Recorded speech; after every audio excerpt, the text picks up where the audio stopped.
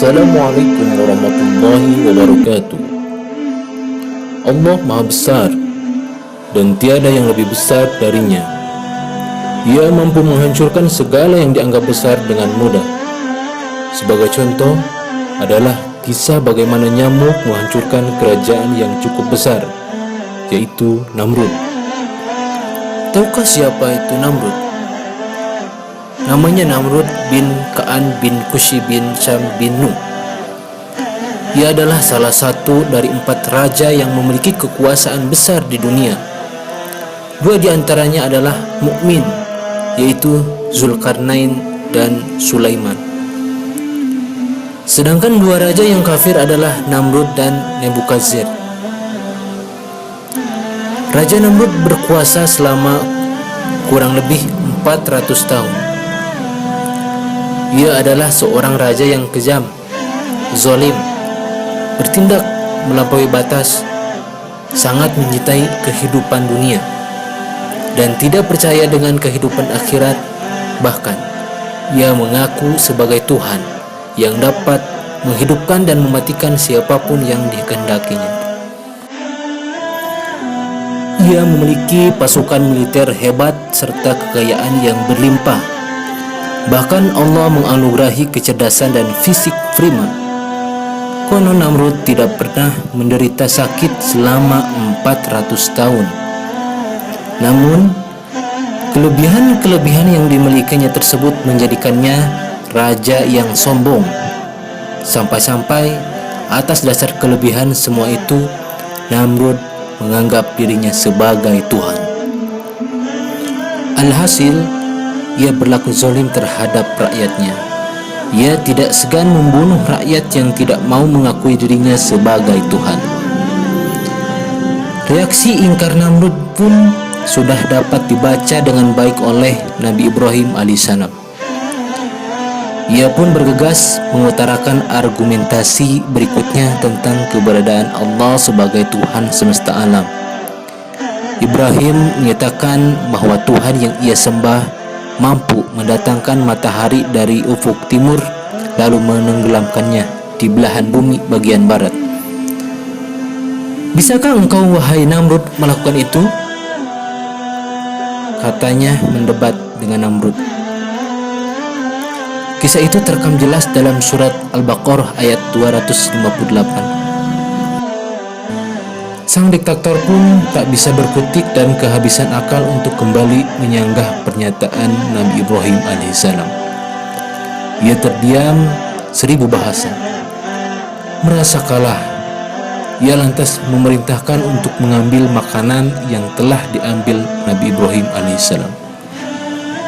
Sosok bergelar Khalilullah itu pun diusir dan lantas kembali tanpa merasakan kelezatan hidangan sang raja. Ibrahim pulang ke rumah dengan tangan hampa. Di tengah perjalanan ia pun mengambil sekantong pasir yang lembut dan berdoa agar Allah memberikan rezeki kepada keluarganya. Sampainya di rumah, Ibrahim beristirahat. Perbekalan yang ia bawa, termasuk pasir dalam kantongnya, ia taruh di sampingnya begitu saja. Sewaktu tidur itulah istrinya membuka perbekalannya dan ia mendapati ragam menu makanan yang nikmat. Ketika Ibrahim bangun, istrinya bertanya dari manakah suaminya itu mendapat makanan lezat begitu banyaknya. Ibrahim sadar Allah telah memberikan rezeki kepada segenap keluarganya. Kisah Namrud tak terhenti pada kegelisahannya. Allah mengutus seorang malaikat untuk menemui Namrud dan mengajaknya beriman. Sekali, 2 kali ajakan tersebut ditolak. Memangnya ada Tuhan selain aku, kata Namrud. Di kali yang ketiga, ajakan malaikat itu pun mendapat respons tak sedap. Akhirnya, malaikat meminta agar Namrud mengumpulkan sejumlah warganya di pelataran istana. Permintaan itu dikabulkan. Pada hari yang telah ditentukan, Allah mengirim ribuan nyamuk atau sejenis serangga ganas yang menyerang mereka yang telah berkumpul di sana. serangga itu memakan habis mereka dan hanya menyisakan tulang belulang. Si malaikat masih berdiri tegak, tak tersentuh serangan mematikan serangga-serangga itu. Namrud mencoba meloloskan diri dan sembunyi di ruang khususnya. Serangga-serangga itu mengejar. Di persembunyiannya, ia berusaha mengusir nyamuk itu sekuat tenaga dengan memukul-mukulkan papan kepada kepalanya. Kondisi itu bertahan hingga 400 tahun lamanya. Ia pun meninggal dalam kondisi mengenaskan, bukan karena serangan tombak atau hujaman anak panah, melainkan sang diktator itu tewas akibat serangan serangga kecil. Kisah ini mengisyaratkan tentang kebesaran Tuhan. Allah berkuasa membalas keangkuhan manusia yang congkak dan menumbangkannya dengan perkara sepele, seperti kisah makar dan konspirasi Abraha dengan pasukan gajahnya yang hendak menghancurkan Ka'bah. Kedikdayaan pasukan gajahnya ditumpulkan dengan pasukan kecil berupa gerombolan burung ababil, ataupun kisah tentang kematian Fir'aun yang mengaku Tuhan. Pengusaha Mesir itu meninggal tenggelam di Laut Merah. Dari kisah ini pula kita dapat mengambil hikmah bahwa sebesar apapun kekuasaan dan pengaruh yang kita miliki, hendaknya jangan menjadikan kita angkuh, sombong dan zalim. Kekuasaan yang kita miliki sebaiknya digunakan untuk membangun kesejahteraan bersama, membangun kemaslahatan umat dan bangsa, bukan membangun dinasti pribadi dan golongan.